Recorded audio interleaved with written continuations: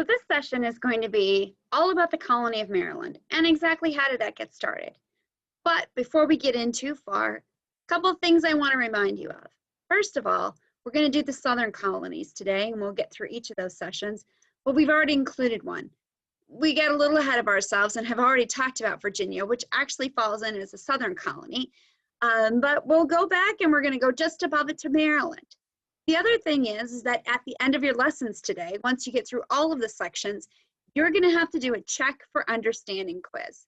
So you're going to have some questions that are going to ask you about yesterday's lessons and today's lessons to see whether or not you were paying attention, whether you really watched the videos, and do you understand them. Those quizzes can only be taken on the Chromebooks that you were issued by school, and they're locked. So you need to make sure you pay attention to everything before you do those questions, just to kind of give me feedback on how things are going so far. So Maryland. Maryland was a colony that was also started for religious purposes. It was started by this guy. His name is Lord Baltimore, or at least that's the name we're going to use as his main name. Lord Baltimore, he is actually a guy by the name of George Calvert. Lord Baltimore, he was basically seeking a place for religious freedom for another group that was being persecuted. But this time the group being persecuted was the Catholics.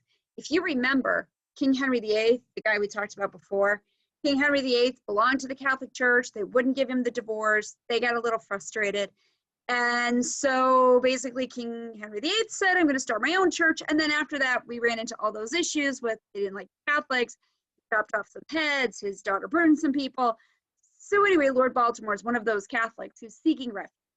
So he's going to start a new colony, and that new colony is going to be Maryland, named for Queen Mary. Queen Mary would be the daughter of King Henry VIII. So in Maryland, they're going to start this great little port area where the Catholics are going to go ahead and live. They're going to live there, and they're a little concerned because even some of those people, like the Puritans, who came seeking religious freedom, most people do not like the Catholics.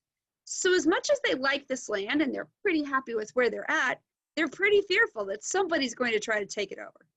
And there happens to be a little bit of a dispute with those peaceful Quakers of Pennsylvania trying to decide as to exactly where does Maryland start and where Pennsylvania ends.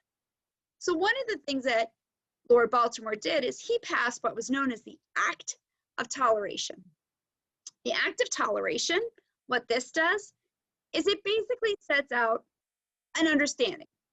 He puts it out there that he doesn't care, kind of like the Quakers, who comes to settle there. You could be a Puritan, you could be some other separatist group, you could even be from the Church of England. Anybody of any religion could come there and they would all live in peace, love, and happiness. Not so much because he was really interested in it like the Quakers were. The Quakers really believed in religious equality. He did it because he figured that if he passes this act, then everybody is going to have to put up with Catholics. So think about toleration. What does toleration mean? You have siblings, chances are that when you go visiting at somebody else's house, as much as your sibling might drive you crazy, your parents tell you, you need to tolerate them and pretend you're enjoying it, or else. That's what toleration is. Pretend you like the other religions, or we're going to have problems. And his issue was, he was afraid that if he didn't allow other religions and put up with them, someone was going to try to take his land. So that act of toleration was all about making sure that everybody could live there peacefully. So now that they have this act of toleration, all those great people living in Baltimore start to have some new issues. Those new issues that they have are going to be with the people of Pennsylvania. Remember the Quakers? Peace, love, and happiness people? Well, what was happening is that with those Quakers, there now begins to have violent interaction between Pennsylvanians and the people of Maryland. I don't know necessarily that the Quakers are fighting, but other people who live in Pennsylvania, because anybody can move to Pennsylvania, are going to fight with Maryland. And they start to fight over where the line is going to be between the North and the South. This is how we come up with this Mason-Dixon line. We looked at this in the Pennsylvania piece we talked about yesterday. So they hired these two guys, Mason and Dixon, and they asked them to just settle the argument. They had to ask for them to settle the argument because the king initially asked Pennsylvania and Maryland to sort it out, and that didn't go so well. So instead, they hire Mason and Dixon. William Penn and his family hires, and so does Lord Baltimore, hires Mason and Dixon. So they try to come up with a peaceful agreement, which was probably pretty good because both of these are supposed to be peaceful people who are settling for religious reasons to honor their God, and instead they spend 8 years fighting over where the line should be. So Mason and Dixon end up spending a tremendous amount of time, and they were actually helped by the local Native Americans who took them even through like the wilderness. And while they walked through, they ended up putting over 200 miles of line between Pennsylvania and Maryland. And then they even went through, you see there's a line here with Delaware. Remember there was a dispute on the line between Pennsylvania and Delaware? So Mason and Dixon end up spending years trying to sort all this out, come up with a line, and then have these stones placed there. The ironic thing with these stones, they weigh somewhere between 500 and 700 pounds a piece. They're made of limestone. They had them shipped all the way from England. And then every 5 miles, they would plop one of these royal stones down to show exactly where the Mason-Dixon line is. There are still some of these stones out there today, and you could go and see where there's Mason-Dixon stones. So how did they get there? First, they had the natives help them, but then they used to have like these stargazing spots, and they would use the stars so that they could figure out latitude and longitude to help make sure that they were putting them in a straight line. So for the most part, they're in a straight line, but it's all thanks to the stars. That's how they navigate it through.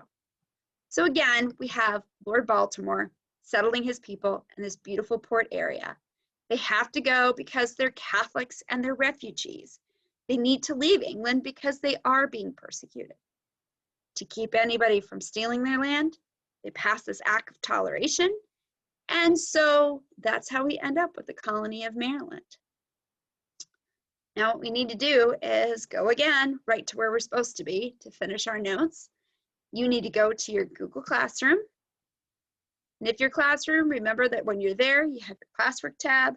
That'll sort it by chapters. When you get to your chapters, you're going to go to your Chapter 3 Student Study Guide. Once you get there, we're going to be looking at what's happening with Maryland. And with Maryland, we know this. The reason it settles is religious purposes. It's started by Lord Baltimore, who led those Catholic refugees. And they had to go because they were being persecuted by the Church of England. In order to protect themselves, they passed that act of toleration that would allow any religion to settle in Maryland. The Mason-Dixon line, remember, that's going to help to settle that 8-year battle with Pennsylvania over the border, because apparently religious people can't behave themselves. Remember that you can pause this video so that you can go ahead and pull up your notes and have them side by side, and still see my notes and fill those in. Once you get done with that, then you're going to go to the next section and learn all about the Carolinas. If you get stuck on anything, you can send questions to your Schoology and post them there, and that'll give us an opportunity to see if there's anything you're not sure on. And remember, pay attention, there's a quiz at the end.